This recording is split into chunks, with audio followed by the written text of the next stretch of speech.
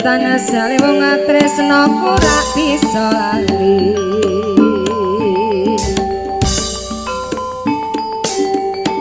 gotong royong nyambut gawe mas